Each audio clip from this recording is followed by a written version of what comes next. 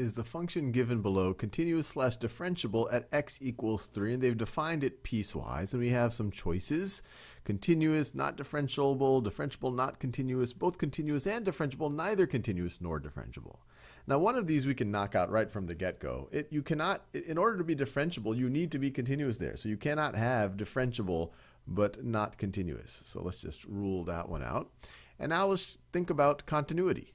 So let's first think about continuity. And frankly, if it isn't continuous, then it's not going to be differentiable. So let's think about it a little bit. So in order to be continuous, f of, let me use it in a darker color, f of 3 needs to be equal to the limit of f of x as x approaches 3. Now, what is f of 3? Well, let's see. We fall into this category, this case right over here, because x is equal to 3. So 6 times 3 is 18 minus 9 is 9. So this is 9. So the limit of f of x as x approaches 3 needs to be equal to 9. So let's first think about the limit as we approach from the left-hand side. The limit as x approaches 3 from the left-hand side of f of x. Well, when x is less than 3, we fall into this case. So f of x is just going to be equal to x squared. And so this is defined and continuous for all real numbers. So we can just substitute the 3 in there. So this is going to be equal to 9. Now, what's the limit of, as we approach 3 from the right-hand side of f of x? Well, as we approach from the right, this one right over here is f of x is equal to 6x minus 9. So we just write 6x minus 9. And once again, 6x minus 9 is defined and continuous for all real numbers. So we could just pop a 3 in there, and you get 18 minus 9. Well, this is also equal to 9. So the right and left hand, the left and right hand limits both equal 9, which is equal to the value of the function there. So it is definitely continuous. So we can rule out this choice right over there. And now let's think about differentiability.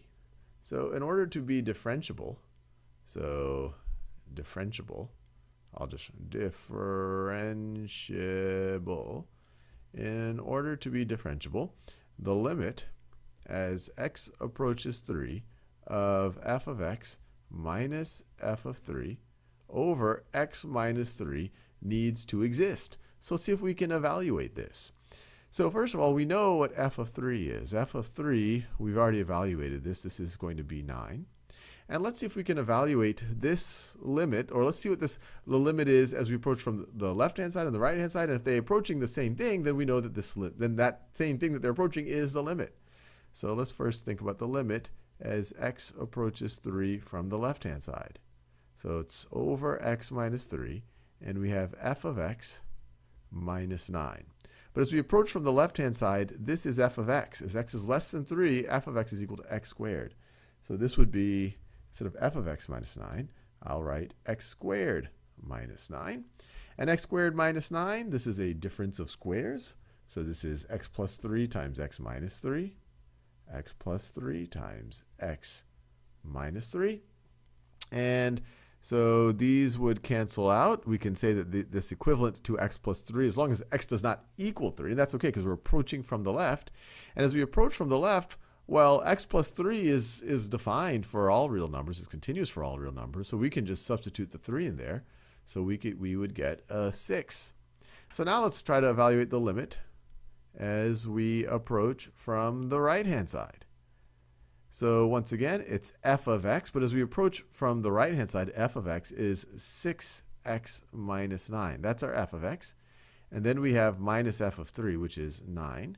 So it's 6x minus 18. 6x minus 18. Well, that's the same thing as 6 times x minus 3. And as we approach from the right, well, that's just going to be equal to 6. So it looks like our derivative exists there, and it is equal, the limit as x approaches 3 of all of this business is equal to 6, because the limit as we approach from the left and the right is also equal to 6. So this looks like we are both continuous and differentiable.